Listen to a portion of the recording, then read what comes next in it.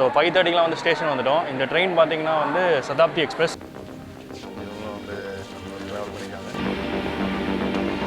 அன்புக்கு இணையாக பண்புக்கு துணையாக என்றும் களத்தில் அறியாமல் ஒரு மனிதனை வாய்கின்ற மக்களே வாய்க, மனிதனே வாய்க.